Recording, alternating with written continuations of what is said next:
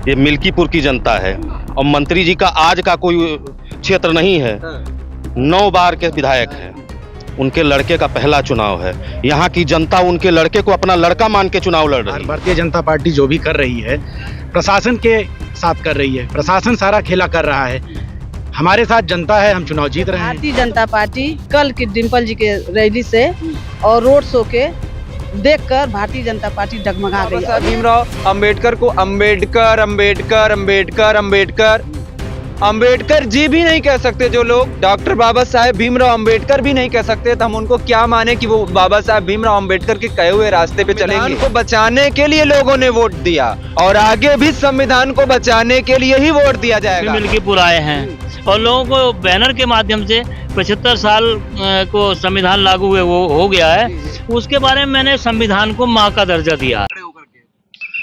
एक बहुत पुराना नारा है, जुल्मी कब तक जुल्म करेगा, सत्ता के हथियारों से जर्रा जर्रा गूंज चुका है इनकलाब के नारों से। ये मिल्कीपुर की जनता है और मंत्री जी का आज का कोई क्षेत्र नहीं है। 9 बार के विधायक हैं, उनके लड़के का पहला चुनाव है। यहाँ की जनता उनके लड़के को अपना लड़का मान के चुनाव लड़ रही है। यहाँ किसी वर्ग का चुनाव नहीं है, पार्टी का चुनाव है, किसी वर्ग का चुनाव नहीं है। इस चुनाव में यहाँ की जनता बता देगी कि चुनाव होता कैसे है। ये जो पिछले चुनाव बीते हैं उस चुनाव के तरीके से ना समझें। इन्होंने पहले चुनाव में क्या किया, पहले लोगों का वोट काटा, फिर हम लोग समझ गए, उस पर एक्टिव हुए। फिर दूसरे चुनाव में क्या किया, ये बैरिकेटिंग करके लोगों को रोकना शुरू कर दिए। अब उससे लड़ने का हम लोग काम करेंगे, ये कोई नई तरकीब खोजें। यहाँ पहले भी जीते थे, यहाँ अब भी जीतेंगे। आने वाले जितने चुनाव हैं अजीत प्रसाद जीतेंगे जीतेंगे जीतेंगे।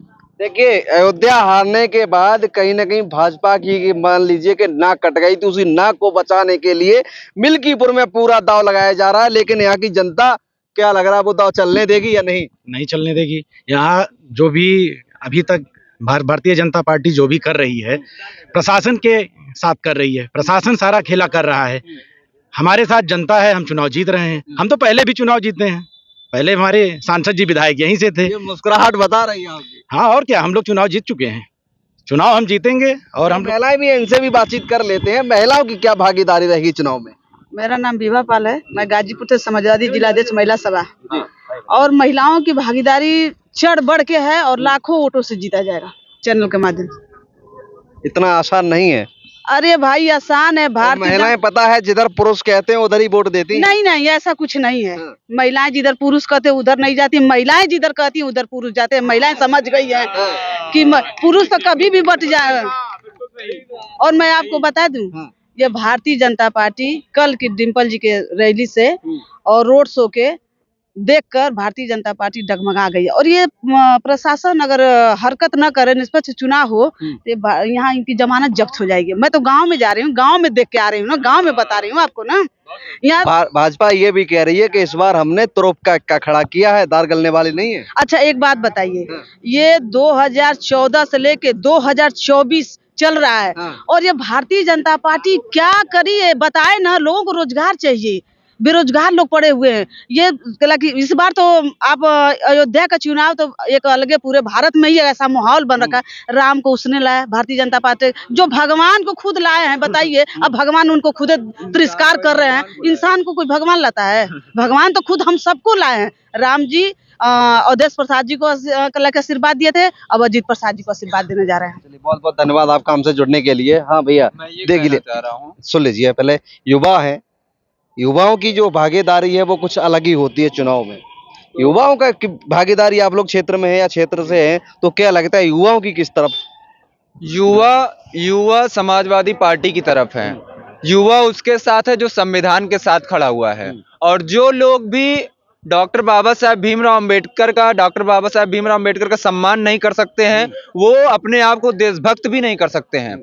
जो लोग भी कहते हैं डॉक्टर बाबा साहेब भीमराव अंबेडकर को अंबेडकर अंबेडकर अंबेडकर अंबेडकर अंबेडकर जी भी नहीं कह सकते जो लोग, डॉक्टर बाबा साहेब भीमराव अंबेडकर भी नहीं कह सकते, तो हम उनको क्या माने कि वो बाबा साहेब भीमराव अंबेडकर के कहे हुए रास्ते पे चलेंगे। जो लोग बाबा साहेब भीमराव अंबेडकर का सम्मान नहीं कर सकते, तो वो लोग देशभक्त कभी नहीं हो सकते हैं। वो अपने आप को किसी भी कीमत पर मत बोलेंगे हम देशभक्त हैं, क्योंकि भारतीय संविधान को बनाने का सबसे बड़ा योगदान डॉक्टर बाबा साहेब भीमराव अंबेडकर का ही है। और जो समाजवादी पार्टी है वो संविधान के साथ खड़ी हुई है। समाजवादी पार्टी अखिलेश यादव जी, माननीय अखिलेश यादव जी का ये नारा है, संविधान बचा लो अखिलेश यादव जी। तो ये एक सॉन्ग बना हुआ है। तो संविधान के साथ डॉक्टर, हम आपको बता दें कि लल्लू सिंह ने एक बयान दे दिया था कि 400 पार और आरक्षण में करेंगे संशोधन। यही बयान जारी हुआ था। विपक्ष ये कह रही है कि बस वही एक झंझोरा मिल गया था पीटने के लिए, इसी वजह से ये लोग इतनी सीटें जीत गए। इतनी सीटें इसलिए नहीं जीत गए, इतनी सीटें इसलिए जीत गए क्योंकि संविधान पे खतरा मंडराया हुआ था। संविधान को बचाने के लिए लोगों ने वोट दिया और आगे भी संविधान को बचाने के लिए ही वोट दिया जाएगा। डॉक्टर बाबा साहब भीमराव अंबेडकर ने जो संविधान बनाया है उसके आर्टिकल 15 में अनुच्छेद 15 में कहा गया है कि राज्य किसी के साथ भी धर्म, मूल, वंश, जाति, लिंग, जन्म स्थान के आधार पर किसी के साथ भी राज्य भेदभाव नहीं करेगा। राज्य देश के अंदर किसी भी तरीके का ऐसा भाषण, ऐसा वक्तव्य नहीं देगा जिससे कि देश के अंदर सांप्रदायिकता की भावना फैले। राज्य ऐसा ही कार्य करेगा जिससे लोगों में अमन चैन की भावना हो।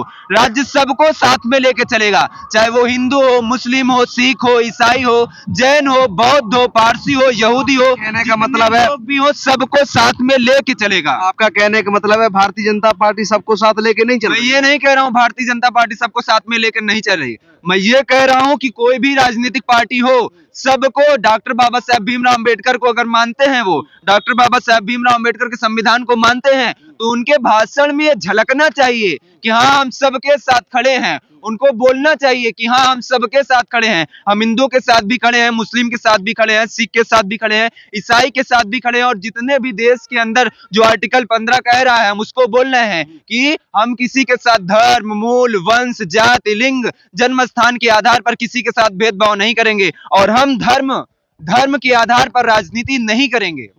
ऐसा बोलना चाहिए।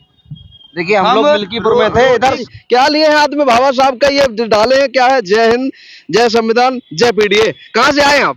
हम मुरादाबाद से आए हैं मुरादाबाद से आए हैं जी। क्या लग रहा है आप लोग गए थे क्षेत्र में, क्या कैसा माहौल है? हम मुरादाबाद से पहले प्रयागराज गए थे, तो वहाँ से देव नेताजी को नमन किया, स्नान किया, फिर मिल्कीपुर आए हैं और लोगों को बैनर के माध्यम से 75 साल को संविधान लागू हुए वो हो गया है, उसके बारे में मैंने संविधान को माँ का दर्जा दिया है, उसी के बारे में लिखा है। और हम इसलिए घूम रहे हैं कि बाबा साहब ने आर्टिकल 15(4) में दलितों के लिए, आर्टिकल 16(4) में पिछड़ों के लिए, आर्टिकल 340 में पिछड़ों का आयोग बनाने के लिए प्रावधान किया है। उनके हकों को छीना जा रहा है, उसके चाहे वो लेटरल एंट्री के माध्यम से और चाहे एक नया शब्द ये लेकर आए हैं नॉट फाउंड सूटेबल, तो उसके तहत नौकरियों में से निकाला जा रहा है। 69,000 भर्ती इसका प्रमाण है कि उसमें घपला घोटाला हुआ, तो जो हक का अधिकार से वंचित रह गए हैं, तो इसलिए हम बैनर ले लेके उनको लोगों को दिखा के और उनको जो है सही राह बताने की कोशिश कर रहे हैं कि आपका भला जो है वो पार्टी कर सकती है जिसे संविधान में पूर्णतया यकीन हो। पूर्णतया मैं यूं कह रहा हूं कि कुछ लोग बाबा साहब के मूर्ति में माला तो चढ़ाते हैं लेकिन उनके विचारों को ताला लगा देते हैं, तो इसलिए जो है गुमराह हो जाते हैं वो लोग। और जबकि मैं तो कुंभ से आया हूँ, वहाँ भी बहुत कुछ देखा और मैं ये भी समझता हूँ कि यहाँ पे लोकसभा चुनाव हुआ था, तो वहाँ पे देखो मैं तो सबरी के राम को जानता हूँ और मैं केवट के राम को मानता हूँ, तो उन्होंने अवधेश प्रसाद जी को जिताने का काम किया था और वहाँ की अब जनता ये समझ गई है और उसी आधार पर जो है अवधेश प्रसाद जी के पुत्र जो है उनको टिकट मिला है अजीत प्रसाद जी को, वो यहाँ चुनाव जीतेंगे क्योंकि लोग जागरूक हो गए हैं। पीडीए का नारे से जो है लोग प्रभावित हैं, उसका रिजल्ट लोकसभा चुनाव में आपको देखने को मिला कि 37 सांसद जीत के समाजवादी पार्टी देश की तीसरी सबसे बड़ी पार्टी बनी। बहुत बहुत धन्यवाद आपका हमसे जुड़ने के लिए। हम लोग मिल्कीपुर में थे और लगातार मिल्कीपुर में चुनावी माहौल है वो हम आपको दिखा रहे हैं और आपको कैसा लग रहा है ये हमें कमेंट करके जरूर बताएं और भी तमाम ऐसी खबरों को देखने के लिए हमारे पास बने रहें। तब तक के लिए नमस्कार, मिलते हैं किसी और खबर में।